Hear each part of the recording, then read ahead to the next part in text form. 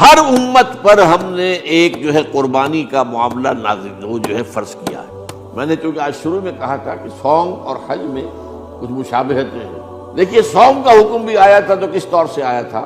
یا ایھا الذین آمنوا کتب علیکم الصیام کما کتب علی الذین من قبلکم لعلکم تتقون، اہل ایمان تم پر روزہ رکھنا فرض کیا گیا جیسے کہ فرض کیا گیا تھا ان پر جو تم سے پہلے تھے۔ یہاں پر اسی حوالے سے بات ہو رہی ہے کہ اے مسلمانوں یہ قربانی صرف تم پر فرض نہیں کی جا رہی، یہ تو ہر امت پر، ہر نبی ہر رسول کی امت۔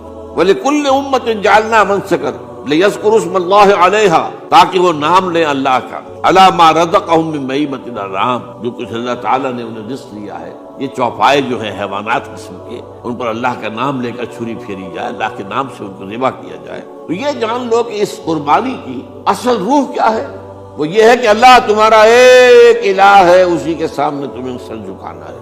یہ روح تقویٰ اگر نہیں ہوگی تو یہ قربانی بے معنی ہو جائے گی۔ نماز و روزہ و قربانی و حج یہ سب باقی ہیں، تو باقی نہیں ہے۔ جب اللہ تعالیٰ کے ساتھ تعلق نہیں ہے تو یہ ساری چیزیں ریچولز بن جائیں گی۔ اب یہ بھی ہوتا ہے 20 25 ہزار کے بکرے جو ہیں وہ لوگ لیتے ہیں، پھر ان کو گھماتے ہیں پھراتے ہیں، ان کے اوپر ریشمی چادریں چڑھاتے ہیں، جو ہے وہ مہندی لگا کر، بہرحال وہ چیزیں جو ہیں یہ اظہار اس طرح کا یہ تو پسندیدہ نہیں ہے۔ تو یہ تو لوگوں کو دکھانے کی بات ہے اور اپنے پیسے کی جو ہے اپنی دولت کے اظہار کا ایک ذریعہ ہے، لیکن یہ کہ بہرحال قربانی انسان کرے اور یہ کہ اس کے اندر روح جو ہے تقویٰ کی وہ موجود ہوگی۔ فَإِلَٰهُكُمْ إِلَٰهٌ وَاحِدٌ فَلَهُ أَسْلِمُوا وَبَشِّرِ الْمُخْبِتِينَ، اور اے نبی ان لوگوں کو بشارت دے دیجئے کہ جو اللہ کے سامنے جھکے رہتے ہیں، خشوع اور خضوع کی شکل اختیار کرتے ہیں۔ الَّذِينَ إِذَا ذُكِرَ اللَّهُ وَجِلَتْ قُلُوبُهُمْ، وہ لوگ جب اللہ کا نام لیا جائے تو ان کے دل لرز اٹھتے ہیں۔ وَالصَّابِرِينَ عَلَىٰ مَا أَصَابَهُمْ، اور صبر کرنے والے جبکہ اس چیزوں پر کہ جو اللہ کی طرف سے ان پر آ گئی، وہ مصیبتیں کو تکالیف۔